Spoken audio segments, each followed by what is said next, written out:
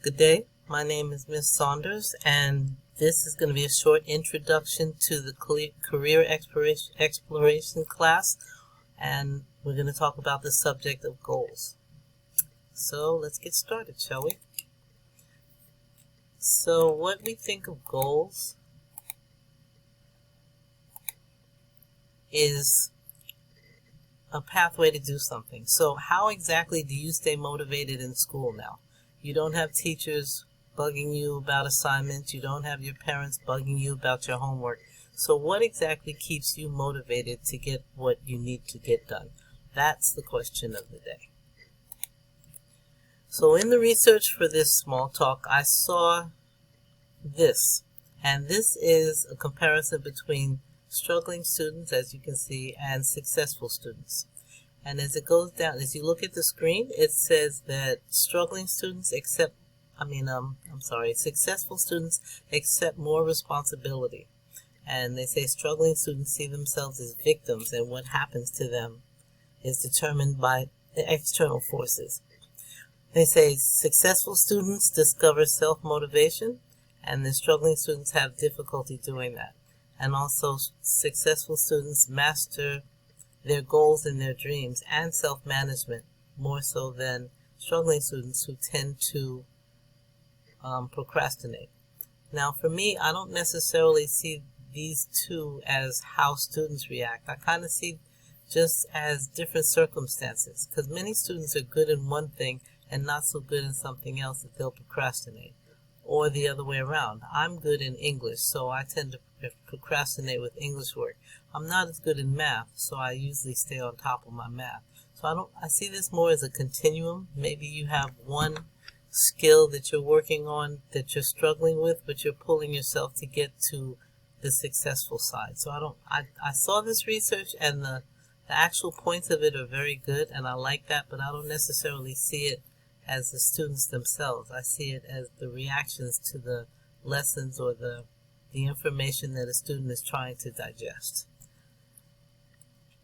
So the next slide asks us to define what success actually means to you. Here are some examples of what success could possibly mean to you. Getting good grades for the semester or for the year, staying within a budget, that's always hard, and then getting a good job after graduation could be a very long-term goal that you could be looking at. Now those are extrinsic rewards, and we know that those help to motivate, but more so intrinsic rewards help to motivate even more. So you may also want to look at something such as being a part of a group activity, an activity or an organization that you really like, or to stay in touch with friends and family, not just people on campus, but the people that you knew before you got to campus. And that doesn't mean you have to live there, because a lot of the time, just because you're in college, you don't have as much time for the friends that you used to have before, but to be able to keep in touch with them would still motivate you to have some type of reward that would help you to keep going. So how do we achieve success? Well, one of the ways we can do that is to set long-term and short-term goals. It allows us to make a path to where we want to go. So the first thing that I would attempt to do is to brainstorm. Not just pick a goal out of thin air, but write down a few of them so you can see which ones are more important to you, or also if you can take some short-term ones to make some long-term ones, and that may help. And then definitely write them down, and then give detailed direction how to get to those goals. And something else that I saw in the research that I liked an awful lot was this. This is SMART, and it's an acronym that shows you how to set goals for yourself. As you can see here, to be able to read it, S stands for specific, okay? How do you engage in the steps to get to your goal? M is for measurable. How are you going to measure your success? A is for attainable, and that's how you're going to attain the resources that you need. Do you already have them? Realistic. Is it realistic, the goal that you have? Such as, can you graduate in 2 years? Timely. And do you have your goal broken down into timely steps? So I like this because it really shows you what the goal that you're setting needs to do. And all of these are very important to be able to set them. So what I did was this. This is a worksheet that I found, and it does all of the things that SMART says. So I sort of filled it out for myself. And my number one goal is, as you can see, to call 10 friends, family or friends, and connect with them by the end of the year.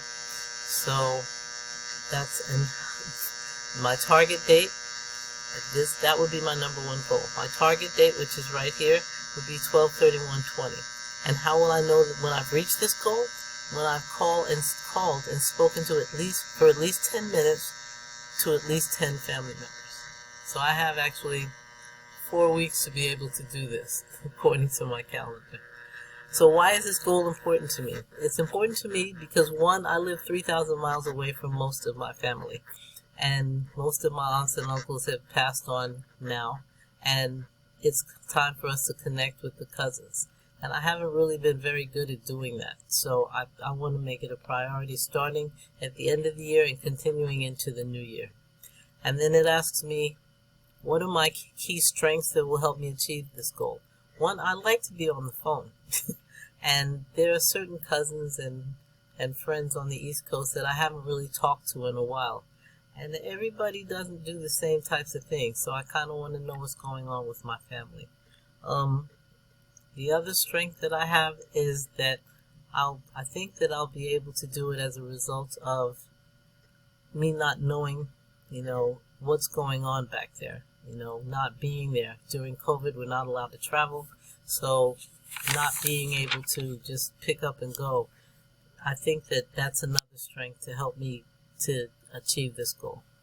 And then obstacles that will arise. One of them is that time. So how do I plan to respond to the obstacle? Because it says on one side that the obstacles that are here, and how do I plan to respond?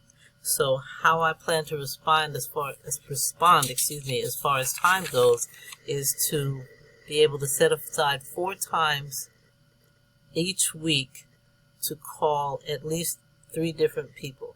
So if I set up 4 different times of a 30-minute time slot to be able to call 4 different people, that should take care of the time. Let's say the other person is busy. That's another obstacle that can arise.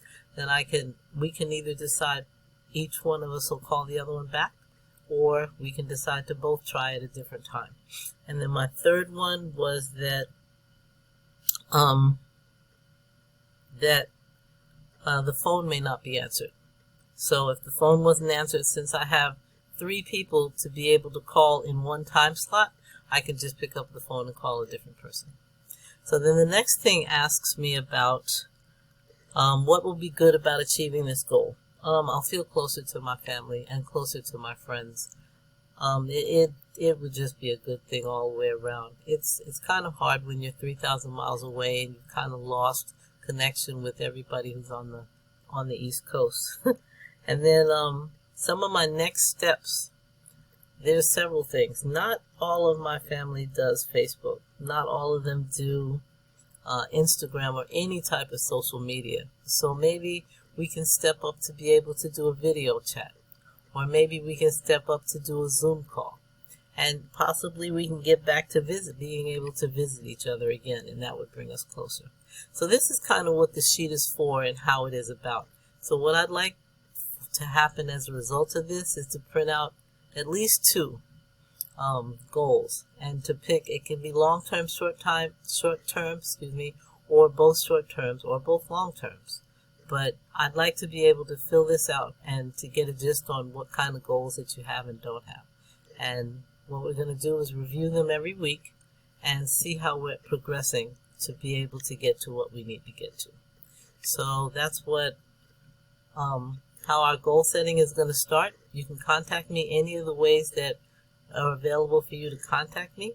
And as of right now, have a good rest of your day, and we'll meet again soon. Thank you.